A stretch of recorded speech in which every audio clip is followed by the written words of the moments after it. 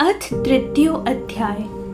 अर्जुन बोले, हे जनार्दन, यदि आपको कर्म की अपेक्षा ज्ञान श्रेष्ठ मान है तो फिर हे केशव, मुझे भयंकर कर्म में क्यों लगाते हैं? आप मिले हुए से वचनों से मेरी बुद्धि को मानो मोहित कर रहे हैं, इसलिए उस एक बात को निश्चित करके कहिए जिससे मैं कल्याण को प्राप्त हो जाऊं। श्री भगवान बोले, हे निष्पाप, इस लोक में दो प्रकार की निष्ठा मेरे द्वारा पहले कही गई है। उनमें से संख्याओं की निष्ठा तो ज्ञान योग से और योगियों की निष्ठा कर्म योग से होती है। मनुष्य ना तो कर्मों का आरंभ किए बिना निष्कर्मता को यानी योग निष्ठता को प्राप्त होता है और न कर्मों के केवल त्याग मात्र से सिद्धि यानी संख्या निष्ठ को प्राप्त होता है। निसंदेह कोई भी मनुष्य किसी भी काल में क्षण मात्र भी बिना कर्म किए नहीं रहता, क्योंकि सारा मनुष्य समुदाय प्रकृति जनित गुणों द्वारा परवश हुआ कर्म करने के लिए बाध्य किया जाता है। जो मूढ़ बुद्धि मनुष्य समस्त इंद्रियों को हठ पूर्वक ऊपर से रोक कर मन से उन इंद्रियों के विषयों का चिंतन करता रहता है, वह मिथ्याचारी अर्थात दंभी कहा जाता है। किंतु हे अर्जुन, जो पुरुष मन से इंद्रियों को वश में कर अनासक्त हुआ समस्त इंद्रियों द्वारा कर्म योग का आचरण करता है, वही श्रेष्ठ है। तो शास्त्र विहित कर्तव्य कर्म कर, क्योंकि कर्म ना करने की अपेक्षा कम कर्म करना श्रेष्ठ है, तथा कर्म ना करने से तेरा शरीर निर्वाह भी नहीं सिद्ध होगा। यज्ञ के निमित्त किए जाने वाले कर्मों से अतिरिक्त दूसरे कर्मों में लगा हुआ ही यह मनुष्य समुदाय कर्मों से बंधता है। इसलिए हे अर्जुन, तू आसक्ति से रहित होकर उस यज्ञ के निमित्त ही भली भांति कर्तव्य कर्म कर। प्रजापति ब्राह्मण ने कल्प के आदमी यज्ञ सहित प्रजाओं को रचकर उनसे कहा कि तुम लोग इस यज्ञ के द्वारा वृद्धि को प्राप्त हो और यह यज्ञ तुम लोगों को इच्छित भोग प्रदान करने वाला हो। तुम लोग इस यज्ञ के द्वारा देवताओं को उन्नत करो और हे देवता तुम लोगों को उन्नत करे। इस प्रकार निस्वार्थ भाव से एक दूसरे को उन्नत करते हुए तुम लोग परम कल्याणों को प्राप्त हो जाओगे। यज्ञ के द्वारा बढ़ाए हुए देवता तुम लोगों को बिना मांगे ही इच्छित भोग निश्चित ही देते रहेंगे। इस प्रकार उन देवताओं के द्वारा दिए हुए भोगों को जो पुरुष उनको बिना दिए स्वयं भोगता है, वह चोर ही है।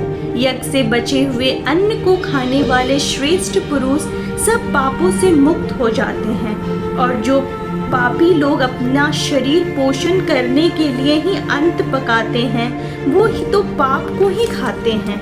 संपूर्ण प्राणी अन्न से उत्पन्न होते हैं। अन्न की उत्पत्ति वृष्टि से होती है, वृष्टि यज्ञ से होती है, और यह विहित कर्मों से उत्पन्न होने वाले कर्म समुदाय को तू वेद से उत्पन्न और वेद को अविनाशी परमात्मा से उत्पन्न हुआ जान। इससे सिद्ध होता है कि सर्वव्यापी परम अक्षर परमात्मा सदा ही यज्ञ में प्रतिष्ठित है। हे पार्थ, जो पुरुष इस लोक में इस प्रकार परंपरा से प्रचलित सृष्टि चक्र के अनुकूल नहीं बरतता अर्थात अपने कर्तव्य का पालन नहीं करता, वह इंद्रियों के द्वारा भोगों में रमण करने वाला पापयु पुरुष व्यर्थ ही जीता है। परंतु जो मनुष्य आत्मा में ही रमण करने वाला और आत्मा में ही तृप्त तथा आत्मा में ही संतुष्ट हो, उसके लिए कोई कर्तव्य नहीं है। उस महापुरुष का इस विश्व में ना तो कर्म करने से कोई प्रयोजन रहता है और न कर्मों के ना करने से ही कोई प्रयोजन रहता है, तथा संपूर्ण प्राणियों में भी इसका किंचित मात्र भी स्वार्थ का संबंध नहीं रहता। इसलिए तू निरंतर आसक्ति से रहित होकर सदा कर्तव्य कर्म को भली भांति करता रह, क्योंकि आसक्ति से रहित होकर कर्म करता हुआ मनुष्य परमात्मा को प्राप्त हो जाता है। जनकादि ज्ञानी जन भी आसक्ति रहित कर्म द्वारा ही परम सिद्धि को प्राप्त हुए थे। इसलिए तथा लोक संग्रह को देखते हुए भी तू कर्म करने को ही योग्य है, अर्थात तुझे कर्म करना ही उचित है। श्रेष्ठ पुरुष जो जो आचरण करता है, अन्य पुरुष भी वैसा वैसा ही आचरण करता है। वह जो कुछ प्रमाण करता है, समस्त मनुष्य समुदाय उसके अनुसार बरतने लग जाता है। हे अर्जुन, मुझे इन तीनों लोकों में ना तो कुछ कर्तव्य है और ना कोई भी प्राप्त करने योग्य वस्तु अप्राप्त है, तो भी मैं कर्म में ही बरतता हूँ। क्योंकि हे पार्थ, यदि कदाचित मैं सावधान होकर कर्मों में ना बरतूं तो बड़ी हानि हो जाए, क्योंकि मनुष्य सब प्रकार से मेरे ही मार्ग का अनुसरण करते हैं। इसलिए यदि मैं कर्म ना करूं तो ये सब मनुष्य नष्ट भ्रष्ट हो जाएं और मैं संकरता के कारण हूँ तथा इस समस्त प्रजा को नष्ट करने वाला बनूं। हे भारत, कर्म में आसक्त हुए अज्ञानी जन जिस प्रकार कर्म करते हैं, आसक्ति रहित विद्वान भी लोक संग्रह करना चाहता हुआ उसी प्रकार कर्म करे। परमात्मा के स्वरूप में अचल स्थित हुए ज्ञानी पुरुष को चाहिए कि वह शास्त्र विहित कर्मों में आसक्ति वाले अज्ञानियों की बुद्धि में भ्रम अर्थात कर्मों में अश्रद्धा उत्पन्न ना करे, किंतु स्वयं शास्त्र विहित समस्त कर्म भली भांति करता हुआ उनसे भी वैसे ही करवाए।